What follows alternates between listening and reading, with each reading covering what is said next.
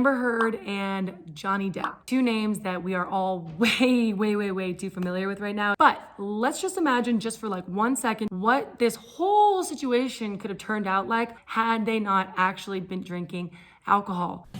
Oh, you're crazy.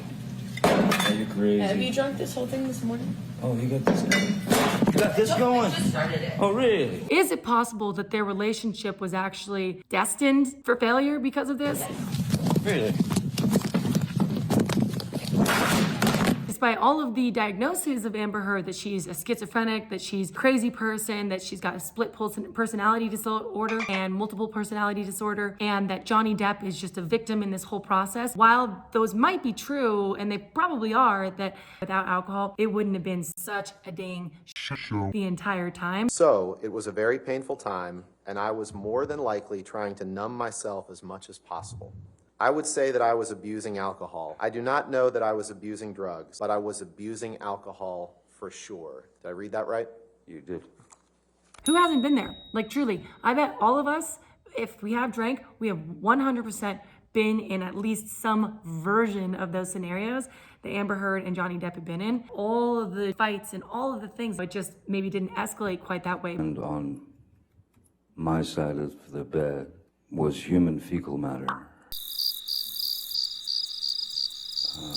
But it did cause some annoying shit to go down. It kind of looked like watching the Amber Heard and the Johnny Depp trials, that so much of what they did was like based in, the foundation was based in drinking. It seemed to be a real common thread in what they were doing. I believe that if Johnny Depp and Amber Heard had not have had alcohol as such a skeleton to their entire relationship, none of this stuff would have been as severe as it actually came out to be, which it was pretty damn severe. I think we can all agree on that one too. What the jury and judge think? Tell the world, Johnny.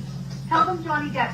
Johnny Depp, man, I'm a victim too of domestic violence, and yes. I know it's a fair fight. And see how many people believe or side with you. Clearly, they both had drinking problems and alcohol abuse during their relationship. No one's actually highlighting that as something that could be cured to actually cure the rest of the jacked up stuff, the rest of the lying, the rest of the really mean words that were said. Suck my dick. Suck my dick. Fucking you left nothing and I've left everything. So suck your dick. Yeah, go on. Which is probably your next move because it's what you fucking need. No, I don't want to suck your dick. The stealing, cheating, and all that stuff. Come on, go be a real married man. Go deal with your shit the way that a man does. Go run to the next house. Screwing everybody else over to get You're your right, fucking... I tried. That's what I do. You're the most spoiled fucking brat. And you got The entire foundation of their relationship sounds a lot like a lot of how you related to each other was through those kinds of like drinking environments. Do you continue to pay Mr.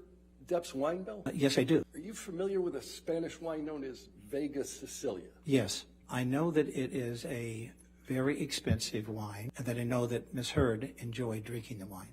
How much does it cost? The cost of the wine is approximately $500 a bottle. At Miss Heard's request, she ordered 5 bottles of the wine and 8 bottles of other wine, so a total of 13 bottles of wine.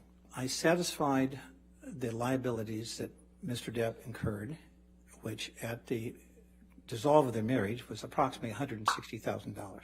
It's not like alcohol just caused it to be bad in the end. Typically with relationships, they kind of start out with alcohol being at the center of the relationship from the very beginning. So it's all good when things are good, when people are feeling good, jobs are good, life feels really happy. It's all good to drink and get drinks and all that. But when things start going sour just because life happens, the habits that we tend to apply in a good place continue to apply not in such a happy place. What that would do would literally cause just butt heads, and then because you're so sick and tired of butting heads, you stay apart, and then you're resentful and resentful and resentful, and then you butt heads again, you're resentful and resentful, and it just completely erodes the relationship. What happened?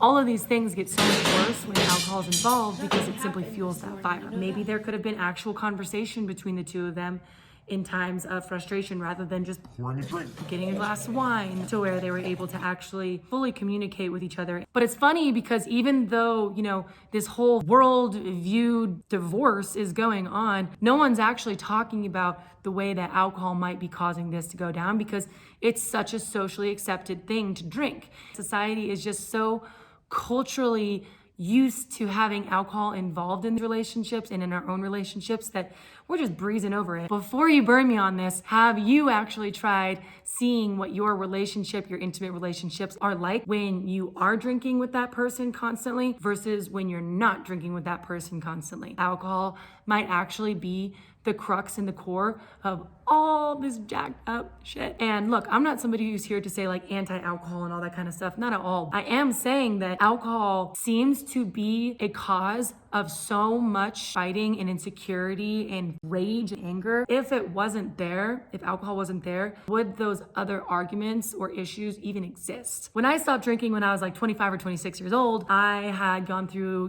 quite a few relationships up to that point, all of which what we did in those relationships a lot of the time, looking back, was things that involved drinking. Happy hours, going to dinners to get drinks, going to like football games or basketball games where you get drinks, festivals where you drink, concerts, pretty much like, all the normal things that society does. That is what we did, right? That's pretty standard for what people do. Now that I don't actually drink, the drama isn't there. The stupid things that are said aren't there. Arguments without alcohol, fueling insecurities. We all have them. Amber had them. Johnny Depp had them. But actual conversations can be had. Not to mention the people that I pick are so much more in line with who I actually am versus just somebody I would pick when the conversation seemed great, even though it was kind of just fueled by alcohol. It's all just based in real, actual vibration between the two people. If you guys agree with this, or if you have anything that you want to say to burn me on this, I'm sure plenty of people do, go ahead and drop it in the comments below. If you did like this video, please like it. And if you are interested in living a life without drinking or also challenging your life with various different life hacks, that's what I do all the time, go ahead and subscribe. Would love to see you on there. I will talk to you later. See ya.